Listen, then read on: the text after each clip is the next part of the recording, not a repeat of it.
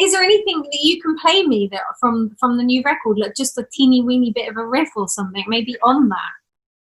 On that. I can play this. I can play this. It does feature on a number of occasions. So Myles, welcome to Life in Six Strings. How you been? I'm doing very well, thank you. It's a pleasure to see you. It's great to see you again because the last time I saw you was in June for Virtual Download. And I know that when we chatted then, you told me that you had demoed your new solo album. Where are you with that right now? Funny you should ask. As a matter of fact, last night I received the mixes. So the recording was done in August and September, and then I've just been waiting for Elvis, our producer extraordinaire, to do the mixing, and that's always the fun part because you create this thing and then you turn it over to somebody to put it together and mix it down to 2 tracks for the stereo experience. So when you get it and then you put the headphones on and you're just like, wow, there it is. It's documented. The songs are now, they exist. So it's great. Yeah. Absolutely. So you said that you wanted to make it a bit more turned up, shall we say, and kind of more guitars and stuff like that. Is that what happened? How did it turn out? Yeah, it's funny. It dawned on me last night as I was listening. I was like, "You basically made a rock record." I don't know if I went into it with that intention initially. And I feel like it definitely is still a continuation of the overall style that was, I guess. Established for the solo project on Year of the Tiger. There is a fair amount of acoustic instrumentation. There's a lot of lap steel. I love the lap steel. I just love the way you can make it weep. It's got a very vocal quality. But then I realized there's just a lot of guitar and a lot more solos. Guitar geek stuff that I enjoy. So what toys did you bring out for it then, talking of guitars? Because you had quite a lot on the last one. I mean, like you said, you had the lap steel, you had electric, you did bass on it as well, didn't you? Did you have a resonator as well? I did use some resonator. I used a National resonator, the same one I used on the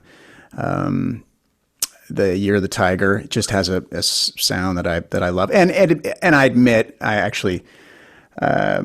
Joe Bonamos and I were talking about this a while back about our love of Chris Whitley, and Chris Whitley was really the guy that got me into the resonator. So I researched and found out the kind that he used and to get that sound. And so I have one from 1930 that I don't take out. I just leave it. I leave it in my studio space. And it's also really hard to play, so she stays home.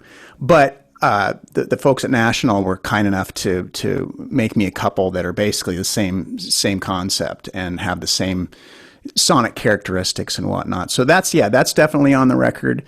But kind of interestingly enough, there were 2 guitars that really stood out through the recording process. One of which I have right here is a 1952 Telecaster, and there's something about this guitar.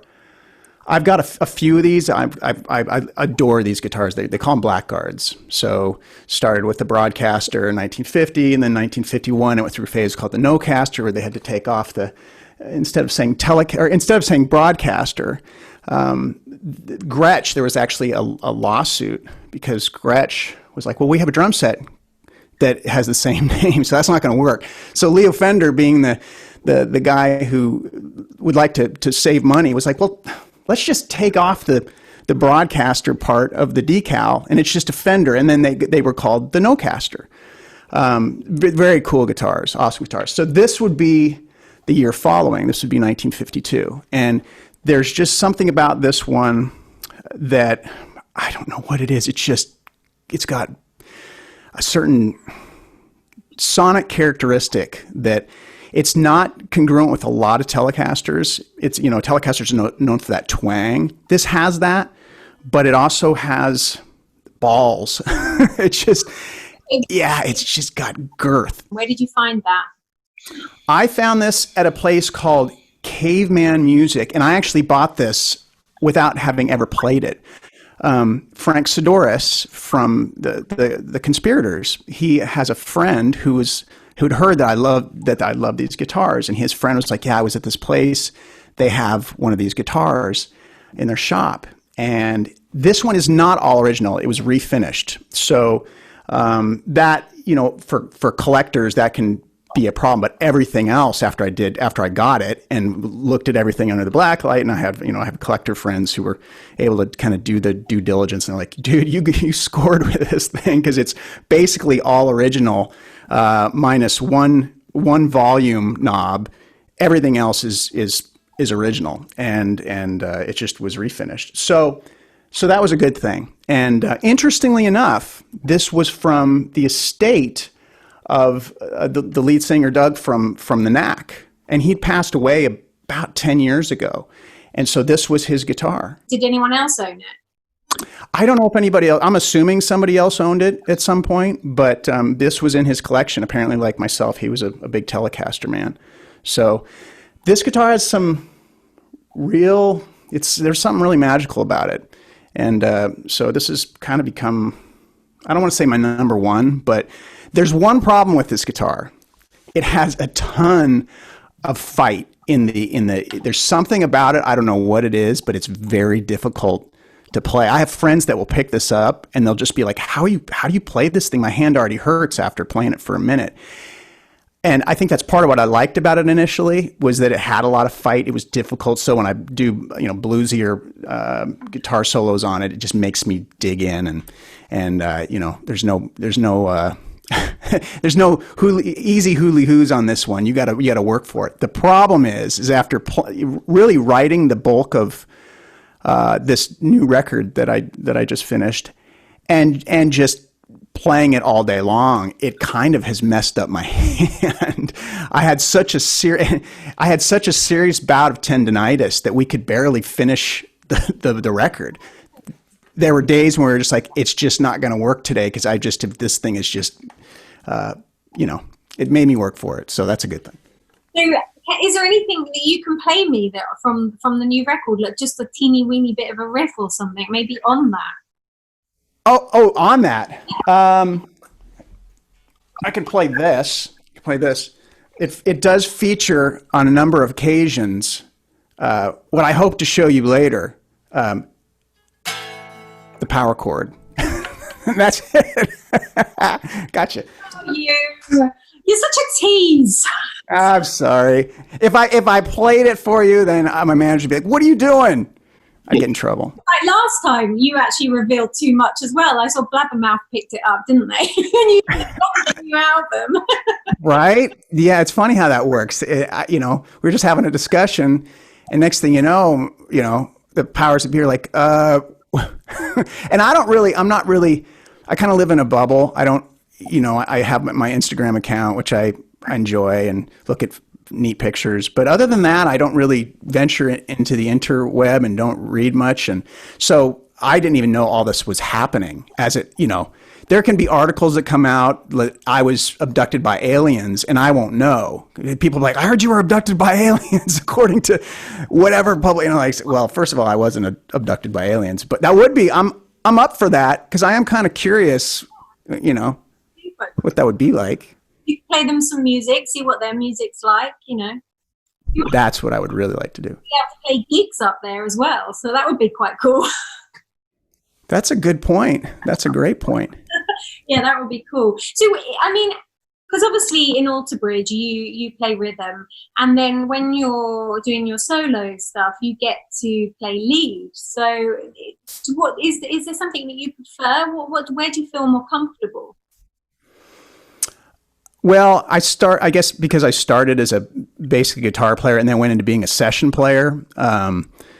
And so I would be basically hired to come in and play solos. And, with Alter Bridge, I do play solos.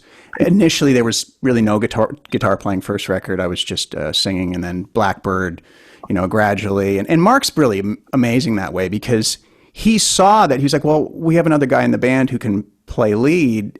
Let's integrate some of that as well. So I'd say now, like on new records, I don't know, 20 to 30% of the leads I'll do, which is fun.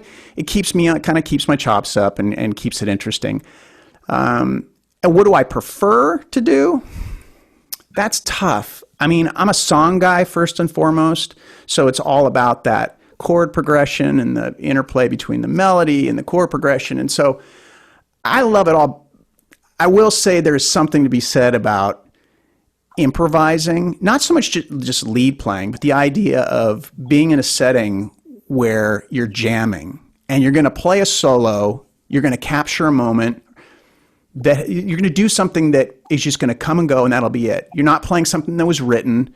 You're not going to play something that you've already thought out. It's just like, well, what will happen at this very moment with all the information you've absorbed throughout your career and your technical abilities, whatever, and just let it happen. And that's why I love jazz. I mean, that's why I love blues. It's because it's about the improvisation. So that's pretty near and dear. Do you think it also like kind of makes you feel like, because I know lots of musicians say that, their instrument is an extension of their personality. And I guess the jamming, that's when you can really channel that, isn't it? The kind of whatever personality, whatever mood you're in will come out through that instrument, which is quite cool. Absolutely. Yeah, you're speaking through it, and you're basically, instead of the voice, you're using, your hands and the amp or just the guitar, and yeah, it's a magical experience.